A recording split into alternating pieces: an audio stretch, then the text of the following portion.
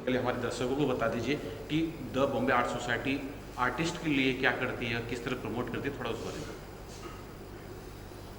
Bombay art society का ये इस साल का पहला आर्ट कार्निवल शो है। पिछले 135 साल से बॉम्बे आर्ट सोसाइटी कार्यान्वित है और बॉम्बे आर्ट सोसाइटी की वार्षिक कला प्रदर्शनी अभी हमारी जस्ट दो हफ्ते पहले जहांगीर आर्ट गैलरी में हुई, जहाँ पे करीबन 200 चित्रकार शिल्पकारों के कलाकृतियाँ प्रदर्शित की गई थी। बॉम्बे आर्ट सोसाइटी काफ़ी सालों से एक कला का चित्रकारों का प्रमोशन करते आई है। अलग अलग हम उपक्रम करते हैं, जहाँ पे जैसा कि यहाँ पे बॉम्बे आर्ट सोसाइटी का ये आर्ट कार्निवल जो था ये पिछले साल शुरू हुआ था। आर्ट कार्निवल का मुख्य उद्देश्य तो यही था कि ऐसे बहुत सारे चित्रकार शिल्पकार हैं जिन्होंने प्रदर्शन करना होता है, लेकिन ये पूरी आर्ट गैलरी नहीं ले पाते हैं, क्योंकि पूरी गैलरी का भाड़ा देना, रेंट देना सबके लिए थोड़ा सा, जो नए चित्रकार, उभरते हुए चित्रकार, उनके लिए थोड़ा सा मुश्किल होता है। इसलिए आर्ट कार्निवल का कंसेप्ट हमारा यही आया था कि एक ग्रुप शो जैसा रखे और इसके जो चार्जेस वगैरह है ये आर्टिस्ट को एक अफोर्डेबल कैटेगरी में रहेंगे। इस प्रकार का ये सोसाइटी का प्रयास है कि आर्ट कार्निवल से आर्टिस्ट अपनी कला को प्रदर्शित कर पाए और जो मोस्टली मेट्रो सिटीज़ में जो ऑडियंस है, आर्ट बायर्स है, आर्ट कलेक्टर्स है, चित्र खरीदार जो वर्ग है, वहाँ तक पहुँचे। तो ये आर्ट कार्निवल का अगर आप देखा जाए तो यहाँ पे जो चित्रकार आए हैं ये सिर्फ बम्बई से ही नहीं है, लेकिन बाहर से भी काफ़ी चित्रकार है, इवन वेस्ट बंगाल से चित्रकार आए हैं। तो ये जो व्यासपीठ है, ये जो प्लेटफॉर्म है, एक ये कॉमन ऐसा मंच है कलाकारों के लिए अपनी कला प्रदर्शित करने के लिए। और पिछले साल हमने 5 आर्ट कार्निवल शो किए थे, जिसमें करीबन 200 चित्रकारों ने और शिल्पकारों ने सहभाग लिया और उनकी कला यहाँ बॉम्बे आर्ट सोसाइटी की जो प्रदर्शनी है आर्ट कार्निवल, इसमें प्रदर्शित की गई थी। इस साल का ये आर्ट कार्निवल पहला है और इसमें भी हमारी जो 2 आर्ट गैलरीज है, इसमें सारी उनकी कलाकृतियाँ प्रदर्शित है। और मैं आशा करता हूँ कि चित्रकार आगे भी बॉम्बे आर्ट सोसाइटी के आर्ट कार्निवल से अपनी कला का प्रदर्शन करते रहे। और हमारा सोसाइटी का मुख्य उद्देश्य यही है कि आगे चल के भी ऐसे शो जो एक कॉमन प्लेटफॉर्म है, मंच है कलाकारों के लिए, ये शुरू रहे। तो इस साल हमने ये पहला आर्ट कार्निवल के बाद अभी अप्रैल में एक आर्ट कार्निवल का आयोजन करना है और उसके बाद सितंबर में ऐसे इस साल 3 आर्ट कार्निवल होंगे। अभी ये पहला है, फिर दूसरा अप्रैल एंड में होगा और then third art carnival will be in the first week of सितंबर इस साल। क्योंकि उसके बाद हमारी वार्षिक कला प्रदर्शनी आती है, जो भी एक अपने आप में बहुत बड़ा कला मेला होता है, जहाँ पे पूरे भारतवर्ष से कलाकार चित्रकार शिल्पकार अपनी कला भेजते हैं। तकरीबन हमारी 3000 चित्राकृति कलाकृति ये आती है और उसमें से करीबन 200 से 250 कलाकृतियों का चयन होता है और चयन के बाद उसमें करीबन हमारे 48 अवार्ड्स, अलग अलग अवार्ड्स है, जिसमें गवर्नर्स अवार्ड से, बॉम्बे आर्ट सोसाइटी अवार्ड से, ये सारे दिए जाते हैं। तो ये जो हम कहेंगे कि ये कला का उत्सव जारी रहेगा पूरे साल भर। और ये आर्ट कार्निवल का जो हमारा कंसेप्ट था कि चित्रकारों को एक माफक, एक थोड़ा सा अफोर्डेबल रेट में पार्टिसिपेट करने को मिले, क्योंकि सभी चित्रकार पूरा गैलरी नहीं ले सकते, पूरा सोलो शो नहीं कर सकते, तो सब मिलके आए और यहाँ पे अपनी कला प्रदर्शित करें। यही हमारा एक उद्देश्य रहा है और वो आगे भी जारी रहेगा। जी सर, हमारे यहाँ आज हमारे जो अतिथि है प्रोफेसर प्रकाश विषय, ये इन्होंने पूरी अपनी जो लाइफ जर्नी है इसमें कला अध्यापन का काम किया है। रहेजा स्कूल ऑफ आर्ट में काफ़ी साल वो पढ़ाते थे, करीबन मुझे लगता है 30 साल से ज़्यादा वो अपना कला अध्यापन का काम करते हैं। और वो उसके साथ साथ अपना जो आर्ट जर्नी है, कला का प्रवास है, वो भी उनका शुरू है।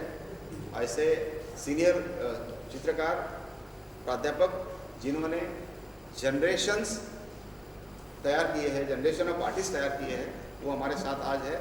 और आर्ट कार्निवल के बारे में, बॉम्बे आर्ट सोसाइटी के बारे में, वो काफ़ी साल से बॉम्बे आर्ट सोसाइटी से जुड़े हुए हैं। मैं चाहूँगा वो कुछ 2 शब्द कहे अभी आर्ट कार्निवल के बारे में और सोसाइटी का जो प्रयास है चित्रकारों से जुड़ने का, उनको जुड़ा के लेने का, उनके बारे में।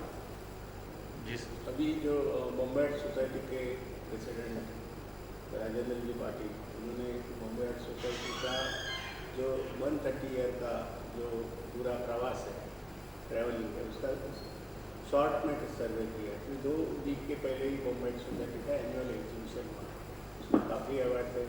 उसमें रुद्र अवार्ड है, जो लाइफ अचीवमेंट अवार्ड है।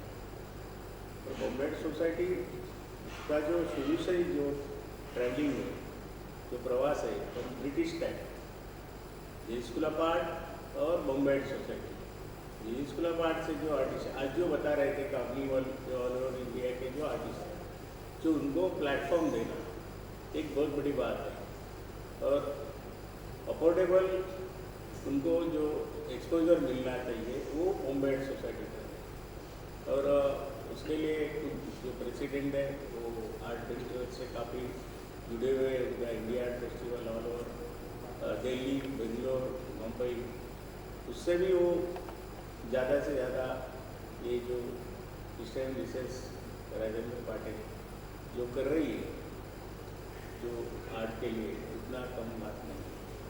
और अभी जो ये कार्निवल में जितने आर्टिस्ट पार्टिसिपेट हैं उनको शुभकामना देके मेरे को जो बोलने का पाटिल साहब ये जो अध्यक्ष प्रेसिडेंट है बॉम्बे, जो ये दिया मौका दिया, इसके लिए उनका आभार मान प्रदर्शन करके और आपने मेरे को सुन लिया ये बोलते मेरा ये छोटा सा स्पीच।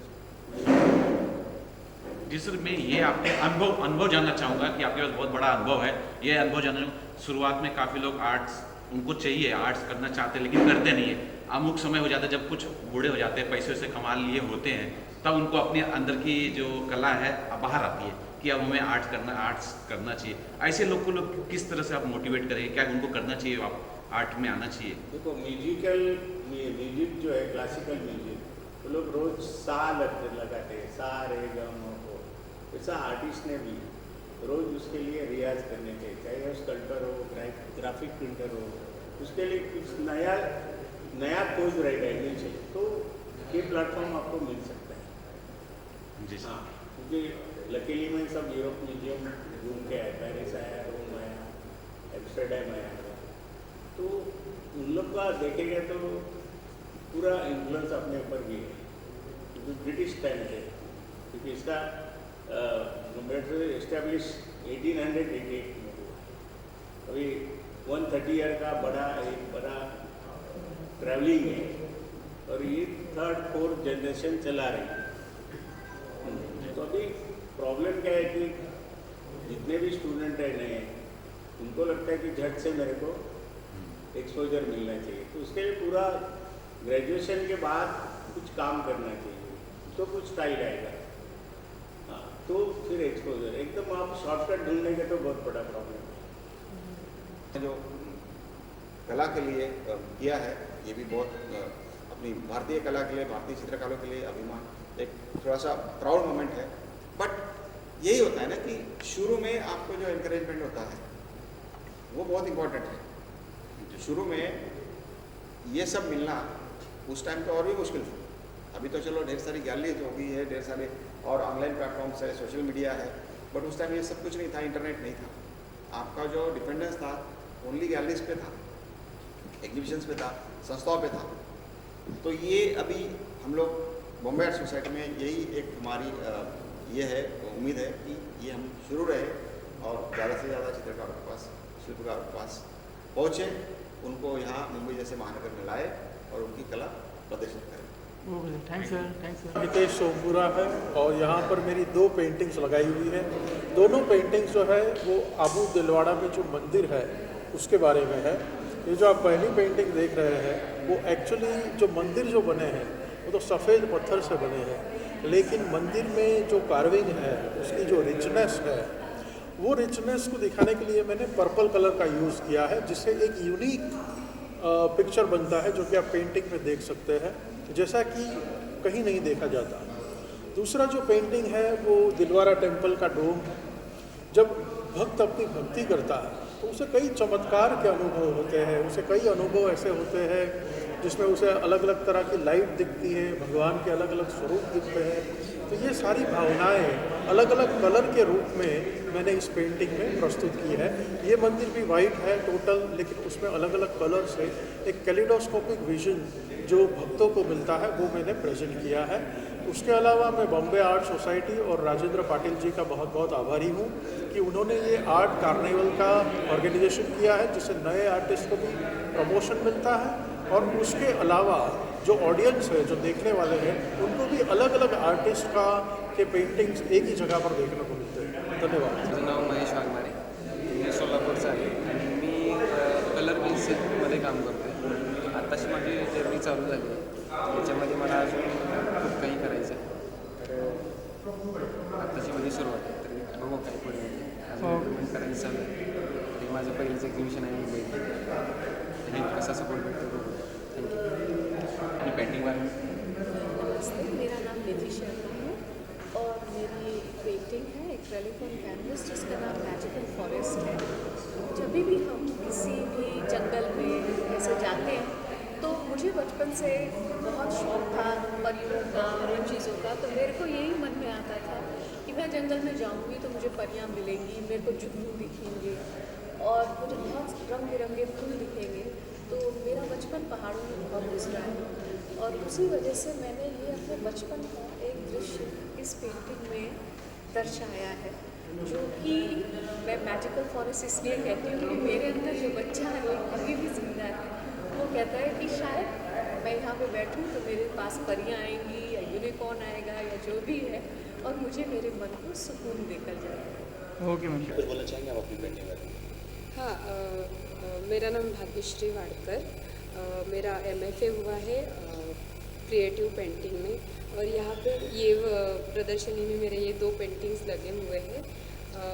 सबसे पहले तो मैं बॉम्बे आर्ट सोसाइटी को थैंक यू कहना चाहूँगी, क्योंकि उन्होंने इतना एक अच्छा प्लेटफॉर्म दिया है आर्टिस्ट को, क्योंकि सोलो एग्जीबिशंस स्पेशली पहले पॉसिबल नहीं होते आर्टिस्ट को, तो ये एक अच्छा प्लेटफॉर्म है।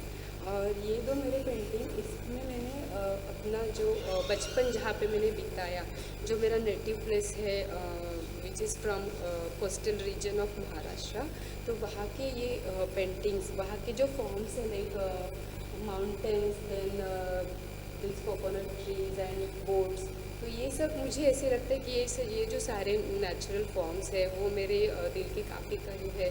तो जब भी मैं पेंटिंग करती हूँ तो यही अभी के लिए यही फॉर्म्स रिपीट हो रही है और उसमें मैं अलग अलग टेक्निक्स में उसका एक्सपेरिमेंट कर रही हूँ। Thank you.